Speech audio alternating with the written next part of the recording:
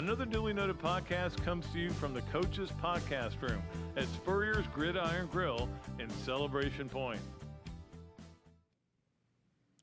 Hello, friends.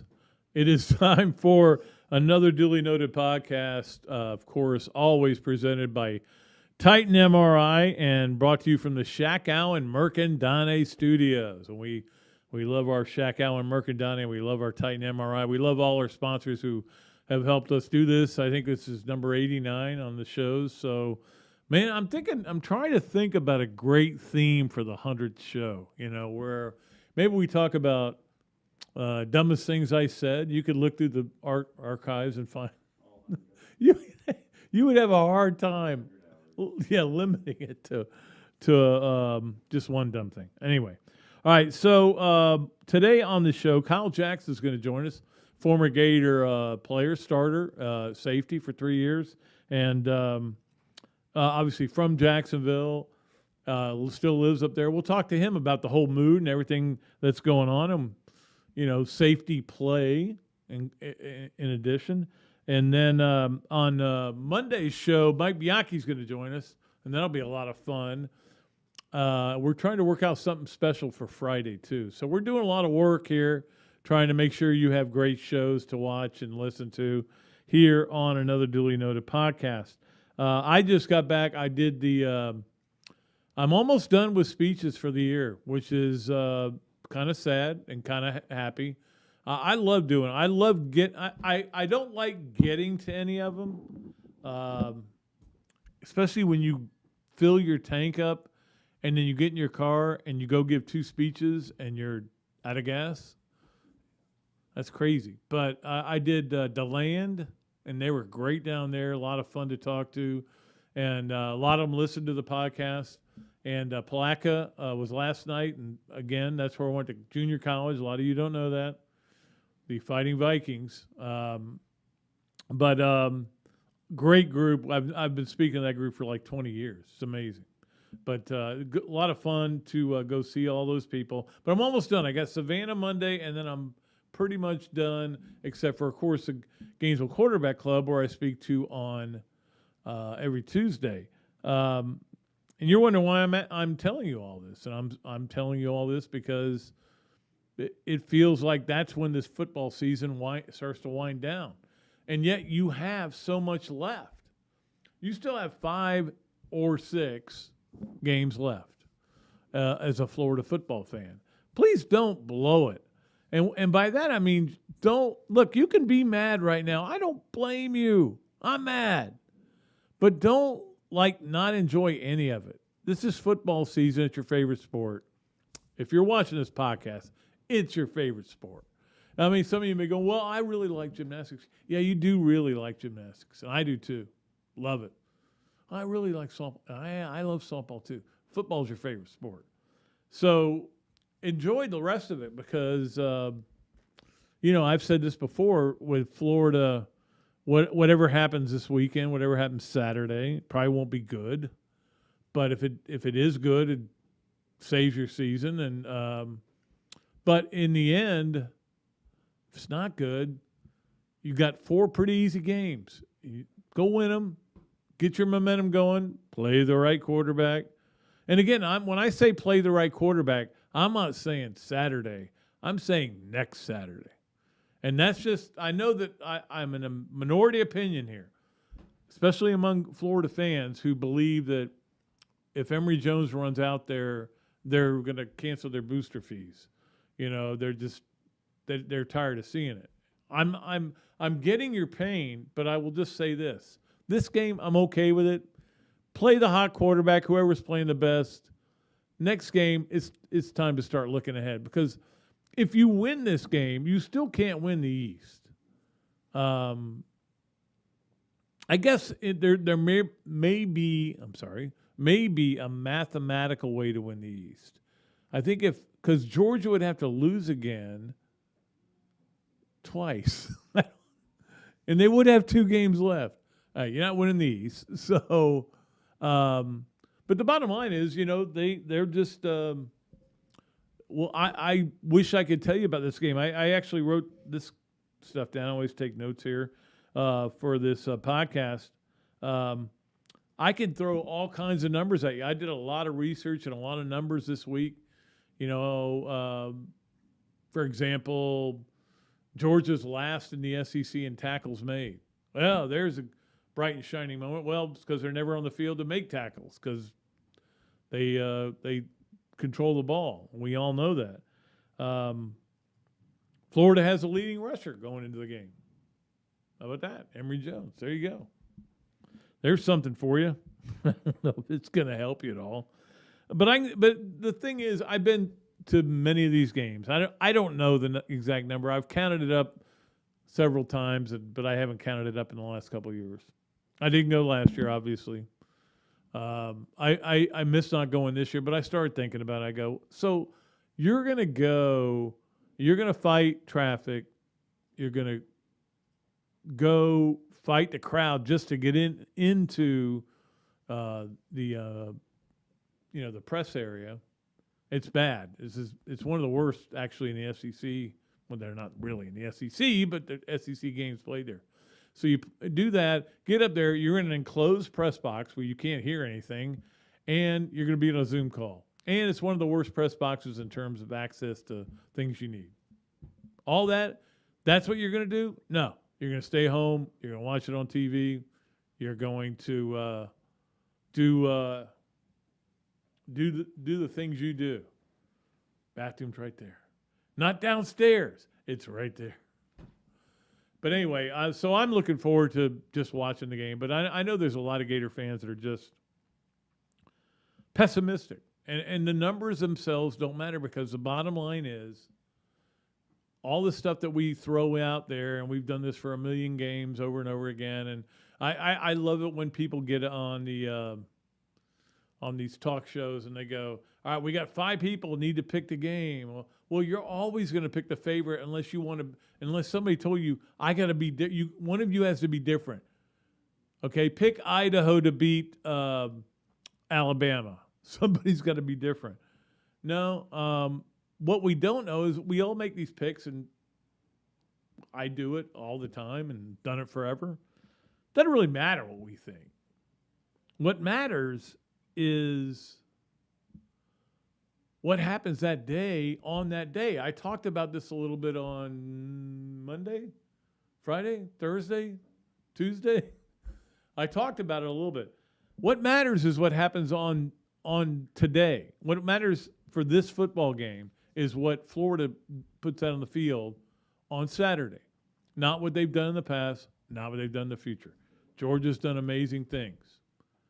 They've played some bad offenses, and they've done really well against them. They're going to play a good offense, but that offense has also seen its numbers drop really badly. First 4 games, Florida ran for 322 yards a game.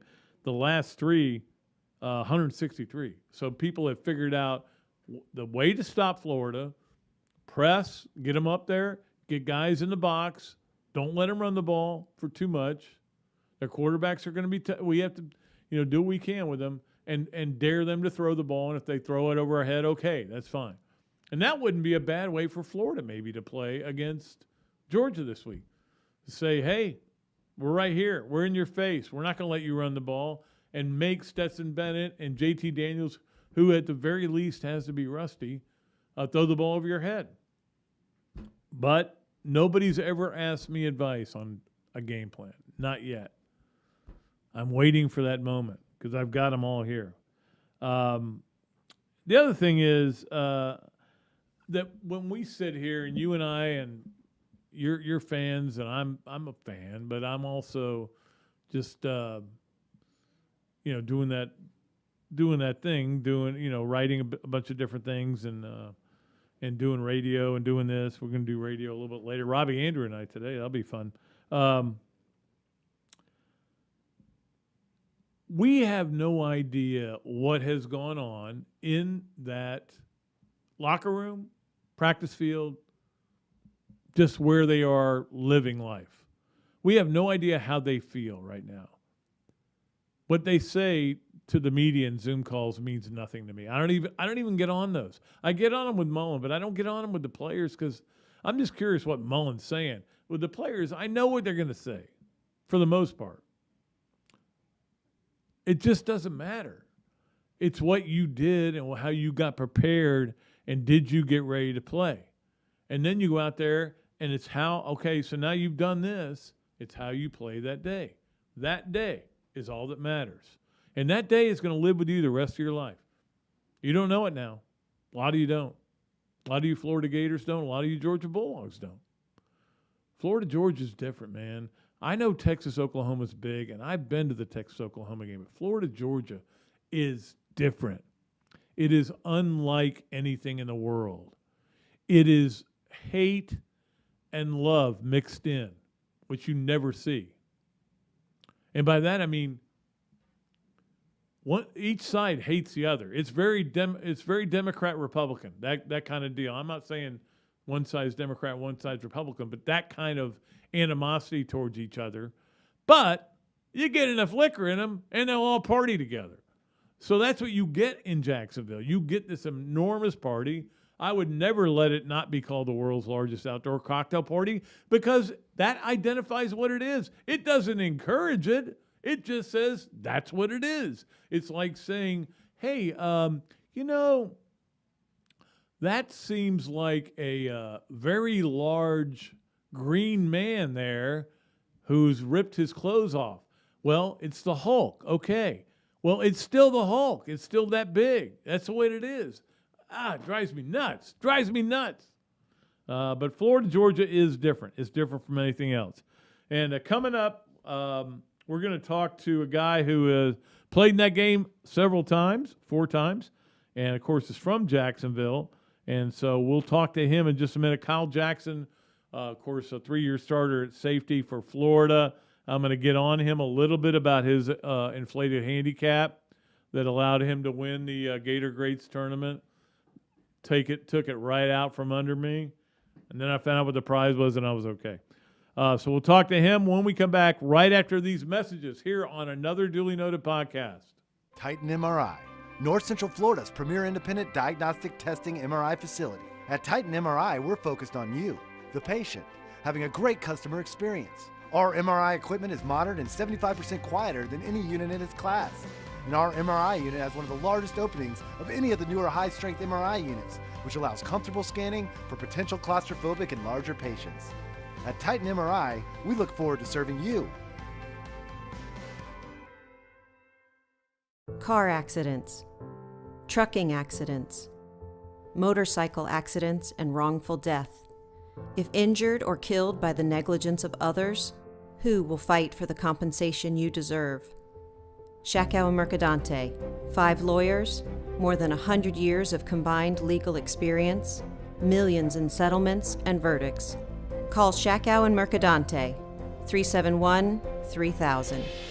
Rebuilding lives. Another Duly Noted Podcast comes to you from the Coach's Podcast Room at Spurrier's Gridiron Grill and Celebration Point. You can watch and listen to us on Facebook and YouTube for every podcast that we do on Mondays and Fridays at 2 o'clock. Listen to the podcast whenever on Apple Podcasts, Spotify, Google Podcasts, Overcast, any of the other 39 platforms where you can find this podcast or your favorite podcast. Remember to like, follow, and subscribe. If you have any questions or comments, leave them in the comments section below or call me if you want to do some advertising at 352-317-3444.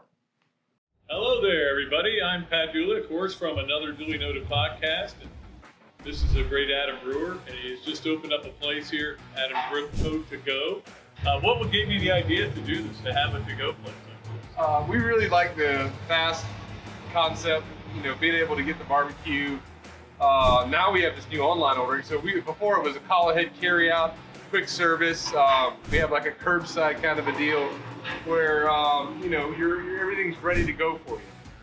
And then we thought, wow, we have a really great dine-in concept, but how can we make this streamlined for the customer and make it easy and accessible for all parts of town? Adam's Rib Co. To Go. Come on down and enjoy it. Great food, great atmosphere, a diverse menu, everything made from scratch, plenty of space, and locally owned. These are all the characteristics of a great restaurant, and you can find each and every one of them right here in Gainesville at Ballyhoo Grill. Ballyhoo Grill prepares all of their food fresh every day, from their salad dressing to their award-winning soups. Bring your family and enjoy dinner under the Tim Trebo Tiki Hut while listening to live music. Or if you're running low on time to eat out, they also deliver through Uber Eats, Bite Squad, and Postmates. A Gainesville staple that's been open for over 30 years. Check out Ballyhoo Grill on Facebook or at ballyhoogrill.com. Another Dooley Noted Podcast is sponsored in part by the Gainesville Quarterback Club, where they have unbelievable speakers every week during football season. It is an incredible club. It's just like being in a family. I go there every Saturday or every Tuesday. Sometimes I go there on Saturday and there's nobody there, but I go there every Tuesday. You should too. You should be part of it. It's good to be part of a community thing like this, as well as the unbelievable food and speakers and everything that goes on there. I highly recommend it. The Gainesville Quarterback Club. Please come and join. Okay, welcome back into another Dooley Noted Podcast, of course, presented by Titan MRI from the Shack Allen Mercandani Studios. And it's a great pleasure to bring in a guy that I've known for a long time, and of course has been a friend of my family's, and is was a three-year starter at the University of Florida, part of a national championship team, and really good player and really good guy until he padded his handicap and sandbagged so that he would win the Gator Greats portion of the quarterback club tournament. I'm still questioning the handicap. I had it won, but then Kyle came in and took it away. And then I found out that what we would have won, or what you won, was a ball that I'd already signed. Yeah, that we all signed. Yeah. But that was a fun day, wasn't it? Oh, man, it was amazing. And you're right. I didn't understand the rules of the shamble, and I so happened to get lucky with a group where my drive didn't matter. And so when I put my handicap in, because the drive was so good, I mean, I ended up shooting a 76 on my own, and then, you add the handicap. So, yeah, I whooped up on y'all. Well, I thought at one point I was a little bit, I was like, I'm 11 under? That can't be right. There's something wrong with this. But it was a lot of fun and a great day, beautiful day out there. But it was beautiful. Yeah. All right, Kyle, let's go back and start with your career and how you got to Florida, being a kid from Neptune Beach. And, what was it that made you want to come to Florida? To really start it all off, my mom, she's straight from Germany. My dad met her in the Army and brought her back over to the States. And her first job was with a plastic surgeon here in Jacksonville. And he was a huge Gator fan, Gator booster, went to every single game. And so on Mondays, she'd come back in and he'd ask her, she barely knew English. And he would always ask, did you watch the football game? And she'd say no. And so finally she'd go home and tell my dad, hey, I have to watch this orange and blue Gator game. My boss is watching it. He's going to ask me about it on Monday. And so that was 15 years of her watching that. So I just kind of became a Gator fan through that. My dad was a huge FSU fan. But so it was kind of a rivalry for him and I. And going through the recruiting process, I actually I almost went to University of Alabama, and I called Seatric Faison, who also I played with here at Fletcher High. Right. I called him up. He was already at Florida, and I said, hey, man, I really liked my visit, at Alabama, and I think I'm going there. He's like, no, you haven't even taken your visit here at Florida yet. Don't commit. There's a couple of guys in front of you that I think you can beat out or at least play the very next year. And so sure enough, I waited. I didn't commit right away and came up, enjoyed my visit, and said, yeah, I think this is home for me. Well, obviously things changed for you when you got here because within a year, the coach got fired, and all of a sudden here comes Urban, riding in on his horse to change everything up. Well, there was a big story, and I broke the story. That's why I think it was a big story, about how you guys were not allowed to wear Gator stuff or work out or get dressed in the locker room when he first got here, and he got mad because it leaked out that we wrote about it. But that's how he was. He was going to get you guys straightened out that way. And he did. I don't know why he'd be upset about that. I thought it was a pretty cool story. I still tell that story today, that he came into a broken system. Now that I'm in business, we talk systems, procedures, and protocols. He came into a broken system or procedure, and the only way to change that is to literally get rid of everything that we thought was right and start from ground zero. And how he did that was he said, hey, y'all didn't earn this yet. You haven't earned to wear this Gator equipment.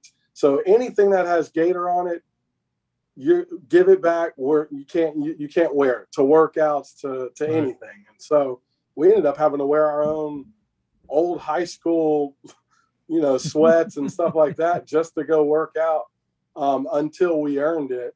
Just like he took the Gator head off. I don't know if you knew that, but right in the center where we rubbed the Gator head, he took that off. He popped it said, off. He said, y'all haven't deserved to rub that Gator head. What are you rubbing? What good luck are you rubbing? And wow. But again, it was little by little, step by step. He mentally had to break down a losing culture and present this winning culture, and which he did. I mean, yeah, guys left, but the tough ones, in my opinion, stuck around, and there wasn't that whole transfer portal back then. If there were, I'm pretty sure a lot of people probably would have left, but it worked, and he's doing the same thing here in Jacksonville with the Jaguars. And I know it's a process, but, sometimes people don't understand that process, and it is what it is. Yeah, it's just like I remember I heard this story later, I think from Charlie. In 2005, you guys get back from South Carolina. That was a disappointing loss because you just didn't play well. And he keeps you on the tarmac for like an hour, and he's chewing guys out. Two guys thought it was funny, and he threw them right off the team. I'm not going to mention their names, although I know who they are. But he threw them right off the plane and said, "Get out." Yeah. No, he had he doesn't like to lose. I mean, who does? Nobody likes it. I hate losing myself in anything.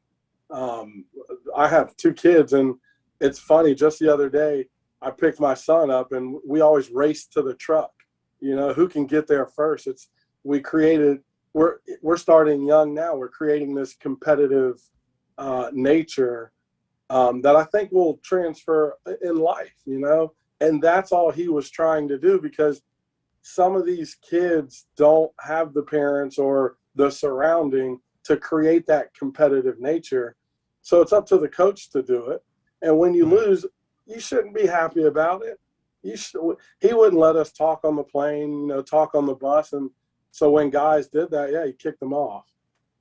Yeah, it worked, obviously. And then to get to that 06 point when you guys are playing for a national championship, and Urban always made a big deal about putting all those stories on the wall about how, Florida's got no chance, Ohio State's going to kill them. Was that true motivation, or did you guys just kind of you knew you were going to go ahead and win that game?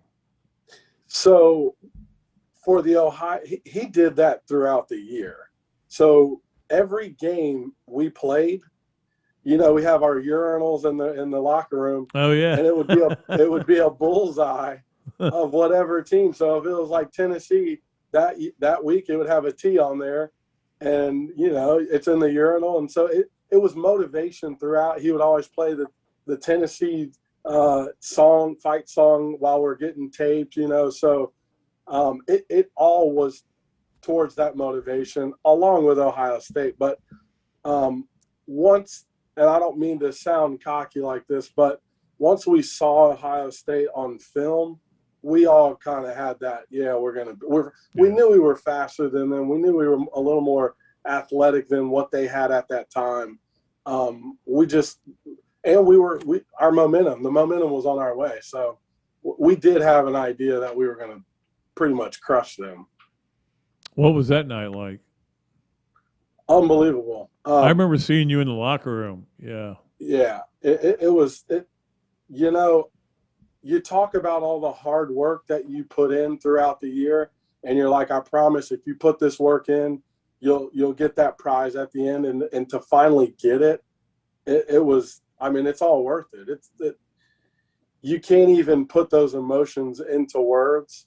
But here we are walking out onto this brand new Arizona field where the back of the whole dome opens up and the grass slides in. Right. So we're inside of a dome playing on grass, one of the first college collegiate teams to ever play on it, and in a national championship. And I don't know if anybody's ever been to a national championship, and or if next time this year, watch it on TV. Right on the beginning, the first kickoff, there are cameras throughout the entire stadium just flashing. And so here we are running down on kickoff, having to try to concentrate on what you're doing, what lane you're going, and all these cameras are flashing off. And then you saw Ted Gingo run by you, right? Yeah. Yes, he did. We planned that so he could hurt his ankle. Well, that worked out. Yeah. That's amazing that he scored that touchdown. And I think a lot of us in the press box are going, hey, boy, here we go. I mean, Florida's usually going to win the special teams, and they're already down on this. But from that point on, it was just a boat race. It really was. It was over. And you know what? I'll be very humble in this standpoint of I was the one who missed that tackle. So here's what happened. You set him up. Yeah. I told you. Ted Ginn was my roommate at the Army All-American game in Texas in 2004. It was all the top high school athletes. We went and played the Army All-American. He was my roommate. So all week, him and I were just kind of going at each other. And I knew I was on kickoff. I knew he was the returner. And so we're just, talking trash back and forth. Well, I'm supposed to be the back safety. And I got out of my lane and everything. I just went to go try to ear hole him. And sure enough, man, that last second he cut and I actually slipped, but I mean, I missed the tackle. And because I was supposed to be the safety, the last man back, as soon as I missed that, it was a touchdown from there. So needless to say, Urban stared me down the entire time from the time I got off the ground all the way to the sideline. Yeah, he probably wasn't happy. I remember talking to him about it. I said, "When did you know you guys had the game won?" He goes, "Well, we converted a third down with like 8 seconds to go, and that's when I go, Urban, you need to calm down, man. It was 41-17 or 41-14. I mean, yeah, come 41-14, yeah. Yeah, that's pretty cool though. It's a pretty cool memory. And then your last year to be on the team with obviously a Heisman Trophy winner and some of the great players that were on that team. I know it didn't go that well because you had a lot of young guys on offense or on defense, but that was still a team that was fun to watch. Yeah, we knew. So that was my senior year, and us playing with all those young guys. I mean, you're talking the major rights, Ahmad Black, Joe Hayden, Brandon Spikes, Dustin Doe. Just the Jermaine Cunningham. All these guys were just like little kids to us, as seniors. But man, that next year they just like blossomed and bloomed into that 2008, and that was just the defense, let alone the offense. Yeah, the offense. We knew we had Tim Tebow and Percy because they contributed their freshman year, but little did we know we had Deontay Thompson, Riley Cooper, all these guys starting to come up through the ranks just that very next year in 2008, and just phenomenal talent. And that goes to the recruiting. That goes to Urban and Dan Mullen even at the time with recruiting, and they did a good they did a good job. And then the leadership. after Tebow came off that Heisman Trophy year, you could just tell he had a little more confidence and took over that team in the offseason. How many rings do you have now? So I only have that 2006 year, but in that year they gave us 3. So you get one to go to the SEC for winning the SEC championship. You get one for going to the actual bowl game, the national championship. Right. And then you get one for winning the actual national championship. So you didn't get an Outback Bowl ring in 2005? No. No. I'm not sure they offer that, but I don't think and if they did, I think Urban was like, the only rings we'll ever get is if they're national championships. We don't want bowl rings. Right. Well, by the way, for those of you who don't know, Kyle you're a chiropractor now, right? Yes, sir. Yep. How did you get started going in that direction after school? Good question. So going back to that Outback Bowl, 2005, I don't know if you remember this or if any of the Florida fans remember. It is actually on YouTube now. But the receiver ran a slant, and I demolished him. I hit him pretty good. And at the time of the impact, I didn't really feel anything. They call them marshmallow hits, where the receiver feels everything and the defensive back doesn't feel a thing. Well, about two plays later, I couldn't get in a football position because it felt like someone was stabbing me in my low back. And then another play after that, I lost all the feeling in my right leg, and I didn't know what was going on. Well, Reggie Nelson at the time, he was already out. And there was, I think, Dorian Monroe, he was out. So it was literally me and Jarvis Herring. It was his senior year. He's like, dude, we've got 3 more plays. I just need you to stand there. And truly, that's all I could do. I just lined up, and I couldn't move. So after the game, long story short, went and got an MRI. I ended up tearing my L5-S1 disc, which is the lower portion in the low back. When I tore it, the flap went on my right nerve root, and so that's why I lost the feeling in my leg. And so Anthony Pass, sent me to an orthopedic doc. One of the orthopedic docs said, hey, you're going to need surgery. You'll never play again. And I was like, what? No way. So I went to another orthopedic doc. He said, yeah, you'll need surgery, but, I can have you back in about a year. So I was like, all right, that's a little more promising. Well, my wife now, I was dating her at the time. She was like, hey, my dad's a chiropractor. Why don't you send him, the results?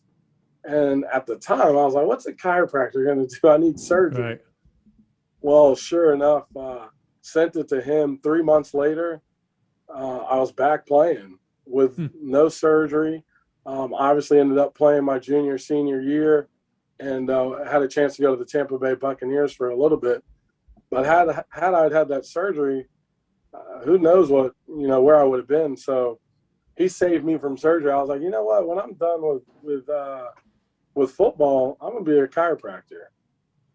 Wow. So he inspired you. He did. Big time. Still inspires me. That's a great story. A great story. Yeah. Well, I wasn't expecting that story, but now I've got to think about it because I'm going through the same thing with my back. So, which is why you beat me by two. That's why you beat me by 2 strokes. Just because of back issues. Okay. See, yeah, I'm taking care of my back now, so I can swing through the ball. That's right. Yeah, there you go. Well, let me ask you about watching the Gators now, and obviously safety play has been at issue for a couple of years now. And what do you see when you watch it? Because I don't know if you're able to watch the wide views or the end zone views, but you see the game. You know what's going on there. Yeah. Number one, I can 100% without a doubt tell you there's no leadership back there. And it has been like that, I don't know, I guess since Grantham's been there. And I'm not here to bash Grantham in that aspect. Right. It's just from the leadership standpoint. So when I was playing, or even if you watch football now, you have that safety that takes command of the defensive backs, making sure the calls are there. He's the quarterback back there. You have that middle linebacker who takes command of that front seven, making sure they have all the correct calls. And I just haven't seen that. We keep saying, oh, well, you know, Trey Dean will be that guy this year. I love the guy, but I haven't seen that leadership aspect of it through play and or on the field. I went to the Alabama game and I went to the Tennessee game, and you just don't see it out there. So that's one failure. Two, I do think whatever Grantham's calls are, it's a little too soft. We have athletes. It's Florida. These guys run 4.3s, 4.4s, 4.5s, just like everybody else. There is no reason that we should be sitting back 8 yards, playing off, sitting in this, you know, this cover defense. The 3-3-5 is what they played the entire LSU game. Right. And here we are sitting back when they're running down our throats, and there was nobody changed. Right. It's right. Like they're called adjustments. You do adjustments all the time. They didn't do any adjustments. It's true. Here we are. I'm helping coach with Theatric phasing out Fletcher High School, and it just happened to us last weekend. We came in with a game plan thinking, you know, the way we were going to stunt up front. Well, they kept tearing us up in the A gap. So at halftime, I went in there and said, hey, look, I drew it up on the board. I said, hey, we're not going to stunt anymore. You got this A gap. You're going to get this A gap. Linebackers fill the B gaps, and our ends got the C gaps. And guess what? 0 yardage the second half. It's an adjustment. It's pretty simple, isn't it? It is. You would think. But, yeah, from the secondary, and what's really telling is you're starting to see some of these old players that played under Grantham from Twitter that are in the NFL. They're now kind of speaking out that the defense doesn't help them in college, and it really doesn't help them in the NFL either. So clearly there needs to be a change, and I think everyone sees it. But the biggest thing for me, though, is that leadership back there. I don't care what defense you call. You can call cover 2, cover 3, a man free. Who's making the calls back there, and who's making it responsible for the defensive backs to be in position and get them motivated? Yeah, I don't know. I don't know the answer to that. If I knew the answer, I would at least pass it along to them. But, hey, before I let you go, and this has been a great interview. I love that you came on. I'm a big believer that the Ring of Honor doesn't have enough people in it. I think that it shouldn't be as restrictive as it is. I've said it over and over and over and over again. I think they're starting to listen to me a little bit. But, you know, a perfect example of a guy who does not qualify in any way is Reggie Nelson. And Reggie Nelson is the best safety I ever saw play college football. So that should be enough qualification to get you into the Ring of Honor. And you played with him and behind him and around him and everything. Yeah. So what do you think? I think you hit the nail right on the head. I talk about this all the time. Again, because I'm transparent. I started my freshman year, started my sophomore year, and I lost my position my junior year to Reggie Nelson. And I don't have any qualms about it. You know why? He was the best player, and I played since I was 7 years old all the way up until Tampa Bay Buccaneers. He, by far, still to date, is the best athlete on the field that I have ever played with or against. Now, I'm saying this in a sense that was Theatric in high school the best running back I've ever seen? Yeah. But could he have played receiver? Could he have played linebacker? Could he have played corner? Could he have played safety? I don't know. If you talk to Theatric, he'll probably debate that. But I know Reggie Nelson, he could play every position on defense that was not defensive line. He could play linebacker, outside linebacker, nickel, dime, safety, strong, corner. And matter of fact, even though he took my position my junior year, the package still, if we went into a nickel or a dime, he would go down into that nickel or dime and I'd come in as safety. So here he is playing multiple positions. How many times did he block a punt? He was there almost every time. How many times was he the punt returner when Brandon James was out? Like, the guy was dynamic. And I get it. Percy Harvin was dynamic too. But I remember there was a couple of practices we tried to put Percy at corner to see if he could do man-to-man, and he just couldn't do it. But here you go. Put Reggie Nelson over at receiver, and here he is catching balls over DBs. Like, he was the most dynamic player I've ever seen. So I would agree.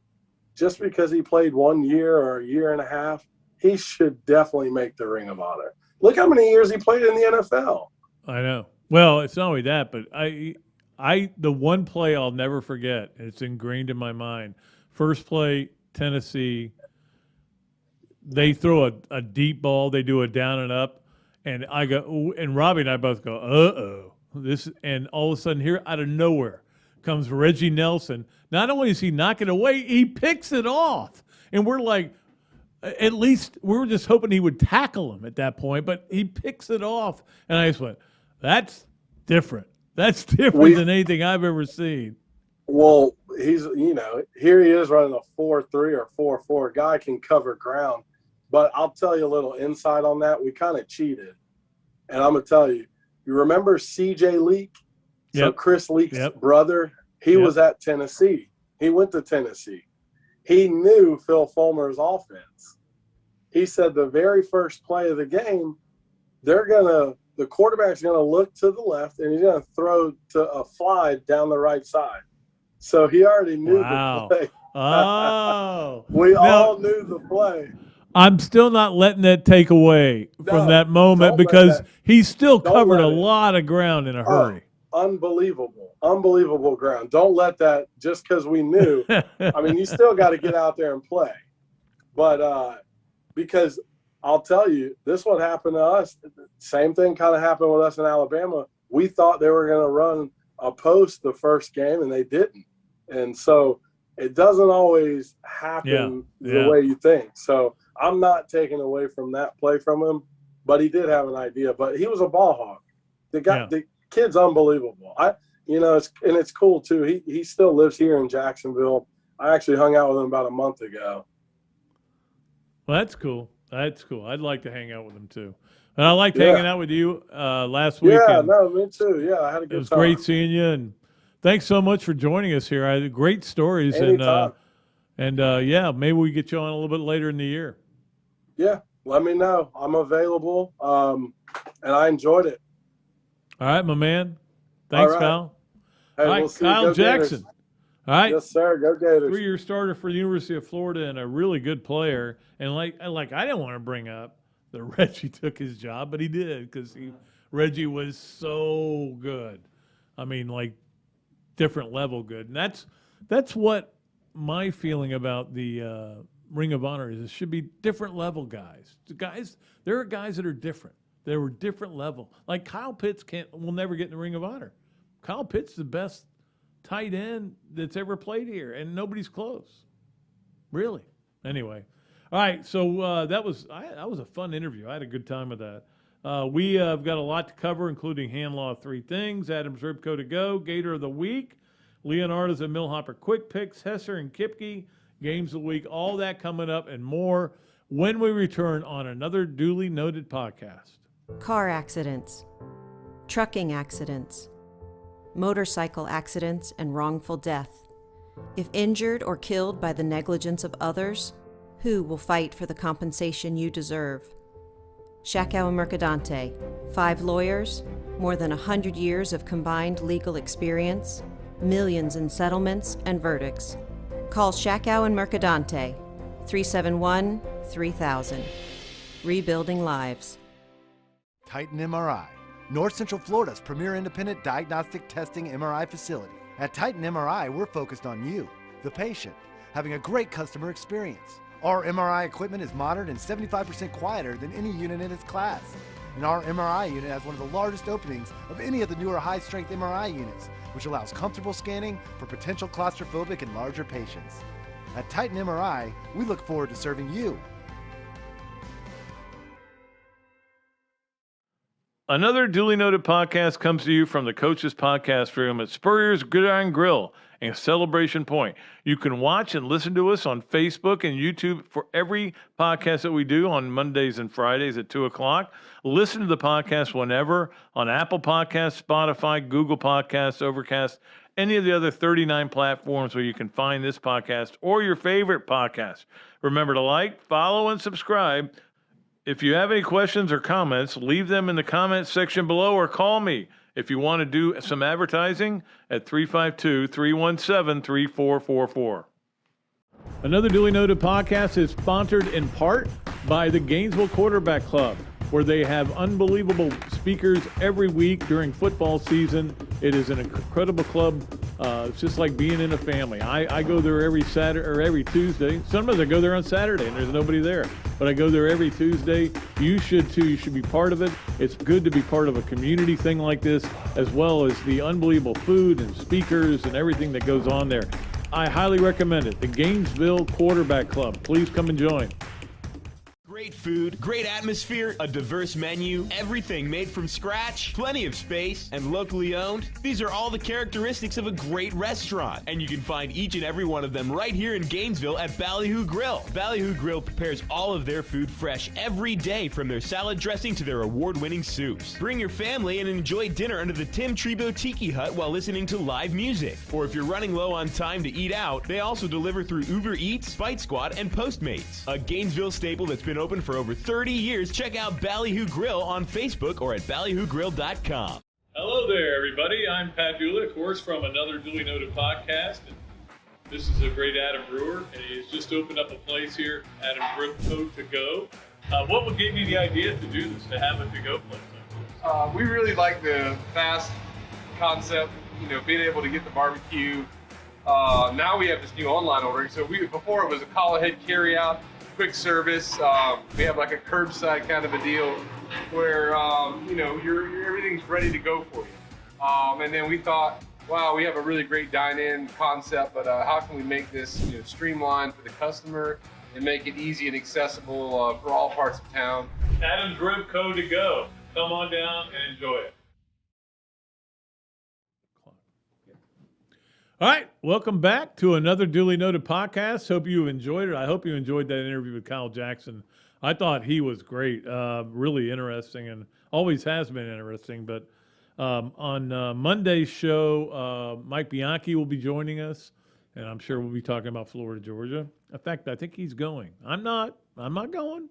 Sorry. I can sit in my living room and watch it, and when it's over, I can turn it off. I like that better. But that's just a me thing. Doesn't mean you need to be doing the same thing. This is a stat, too, that is a little bit concerning.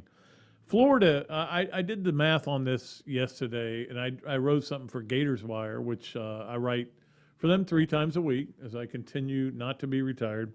Florida rushing in its first 4 games averaged 362 yards. Now, among those first 4 games was Alabama's defense, so it's not like they were running against nobody. 362 yards. The last 3 games, 163. People have basically taken Florida's offense and go, well, here's the way to do it. Shove everybody up, press coverage, and make them throw the ball deep. Make them try to throw the ball deep or intermediate passes, and they can't do it. They do it sometimes, but that's the way teams are playing them. There's no doubt about it. All right, so that's a stat that I had not gotten to. Florida's 4th in the nation in rushing. Georgia's 1st in not letting it rush, so that's obviously going to be a big factor. But all these numbers that we throw out there, don't matter. It doesn't matter what the spread is. It doesn't matter what the series record is. The only thing that matters is what happens that day. Who plays the hardest, who gets a break. And here's the thing. I think Florida really could use a break. Just a ball getting tipped and landing in a defensive guy's gut, and he rambles it in from 9 yards out. Something like that. Those things don't seem to happen to them anymore. I don't know. They used to in the old days.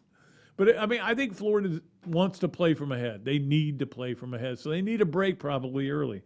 in this game. We'll see how it all ends up. Monday's show should be really interesting. It is time now for us to go to Hand Law, 3 Things, which we always appreciate the people at Hand Law. 3 Things is presented by Hand Law, a Florida law firm which helps clients with government. You can learn more about Hand Law by visiting its website at www.hand.law.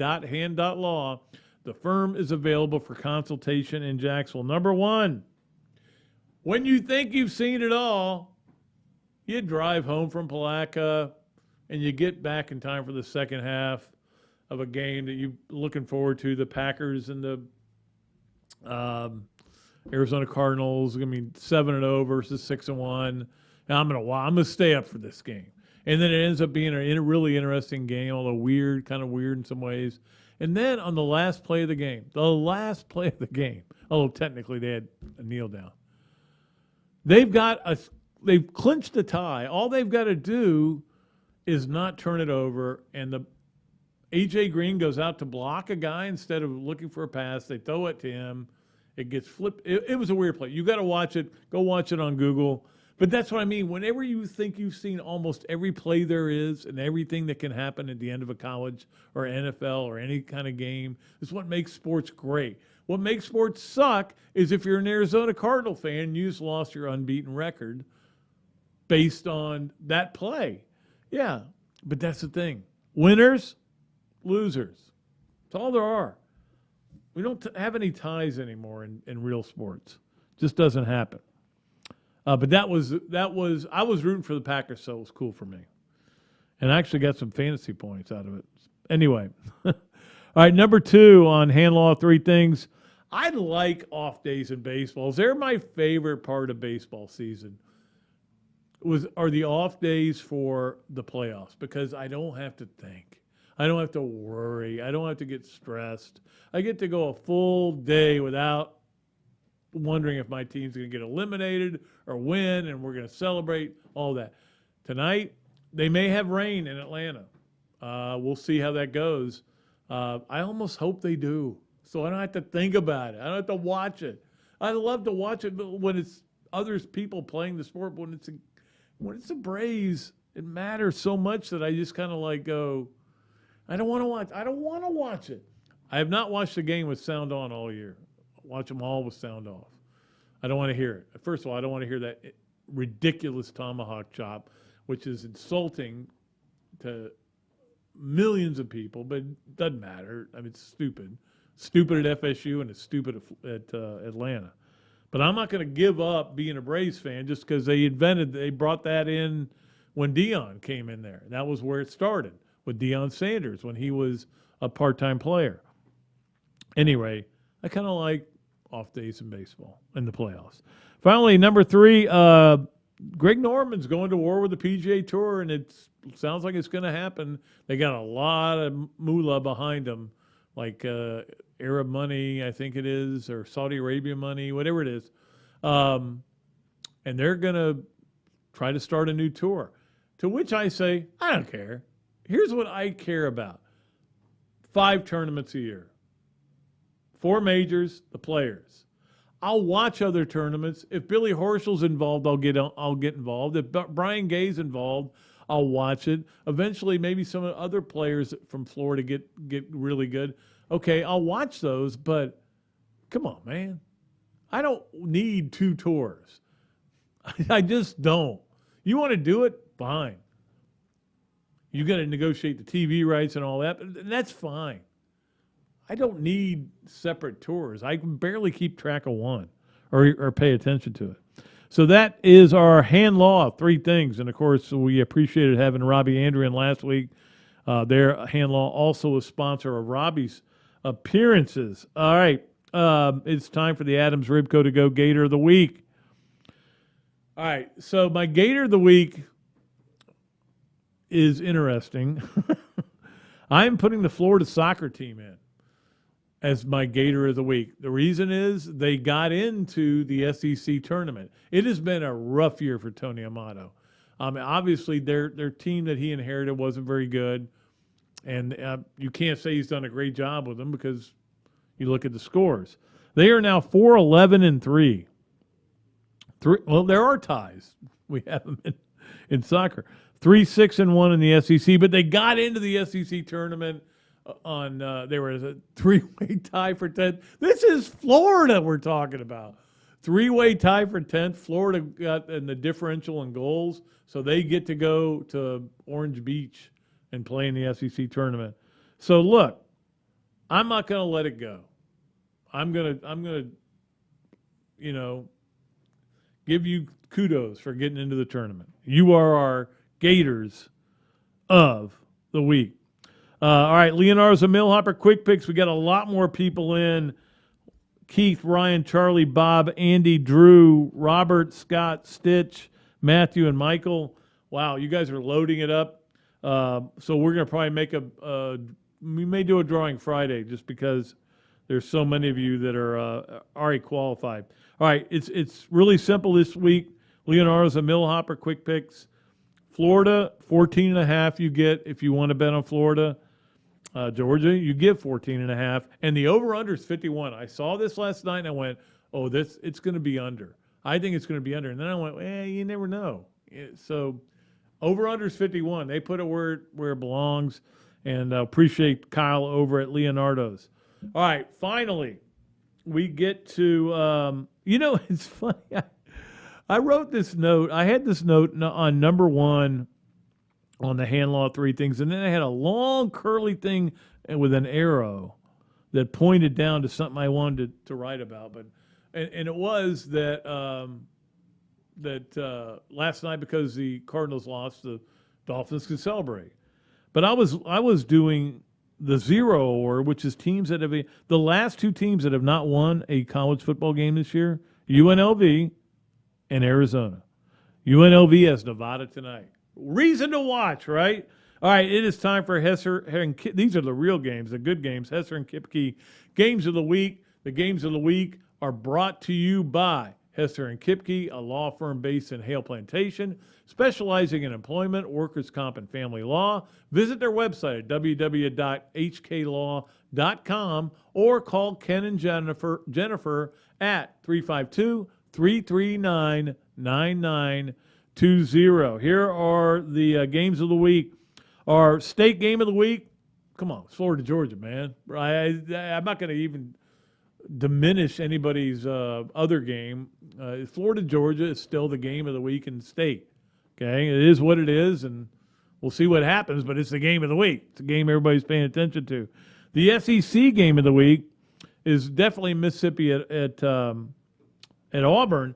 Auburn is now a 2.5-point favorite. I would not bet that. Do not get involved in gambling in any way, but certainly don't bet that game. I have no idea what is going to happen. So that's the SEC game of the week. The national game of the week, of course, is Michigan and Michigan State. Michigan's a 4-point favorite. I think Michigan's going to win. I think the moment may be a little big for Michigan State. Sometimes I'm a believer in that. Sometimes I'm not. But that is who I think. I think Michigan will win that game. Although the money in the state of, not in the state of Michigan, but the money in Vegas is going toward, or I guess it is in the state of Michigan. I think they can gamble there. Is going towards Michigan State. Most people are betting on Michigan State. The under the radar game, Iowa at Wisconsin. Wisconsin's a 3.5-point favorite. That's an interesting game. And it's going to have some effect on the conference. I got to throw my Penn State spread out there. You're getting 18.5, Ken. You're getting 18.5 at Ohio State.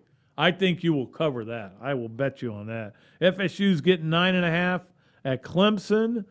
They're getting 9.5. Miami's getting 9.5 at Pitt. Interesting. Kentucky, Mississippi State's a pick 'em.